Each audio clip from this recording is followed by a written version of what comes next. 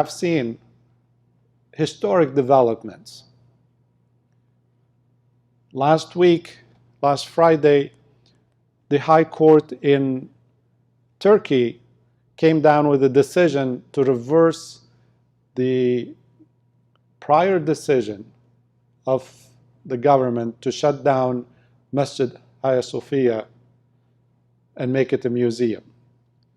And all what the court have seen after looking at extensive evidence, that the facts are as follows. That historical place started as a Roman temple. Was not a church, was a Roman temple. And when the emperor converted to Christianity, he made it into a church. And when Muhammad al-Fatih opened Istanbul, he bought it with his own personal money. It was in a very bad shape. It has deteriorated so much that it could have collapsed. So he went and did not take it as some historians are lying and saying, oh, he, as a conqueror, he took it over. No, he didn't. He went there and he offered from his personal money, not state money, to buy the building. He bought it. And he put a record, a deed, registered that deed. And then he donated that as a waqf, as a trust, stating that nobody ever in history has the right to change it. It was donated as a trust, as a waqf. And for 400 years, it was as a waqf, as a masjid, people prayed in it.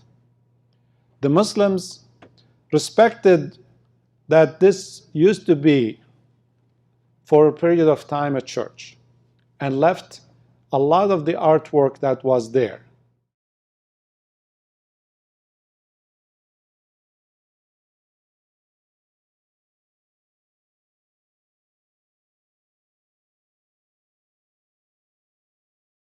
They did not desecrate the place. They made the place much better. They took care of it, rebuilt it, and built 4 minarets to it. Made it the best place in the empire. Preserved it for human history, for all generations to see. They could have neglected it. It would have collapsed on its own. And there would not be Hagia Sophia for us to see today or visit.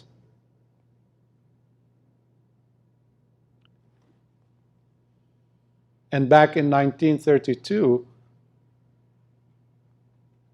Mustafa Kemal Ataturk, based on a suggestion from an Englishman, he just made the decision. The Englishman said, why don't you change this to a museum?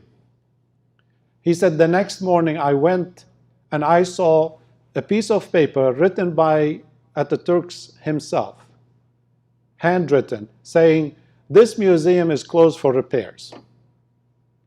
The people didn't make a decision. The court didn't make a decision. The waqf, the ownership, did not make that decision. It was a dictator who converted a masjid to a museum, neglected it for some time, and then start charging people money to enter that place.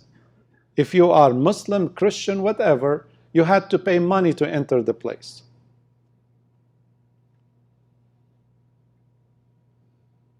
And even when I visited that place in 2000, it was in really bad shape. Now they renovated the place, restored it like new, made it again an ayah, a miracle for the world to see. Beautiful. And then they opened it as a masjid and said, everyone is welcome for free. You don't have to pay money to enter it. Even non-Muslims can enter it, enjoy it, look at the art,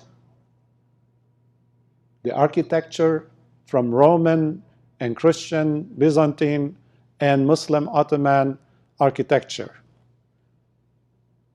This is called preservation. and protection and opening access for the world to see. That's what it is.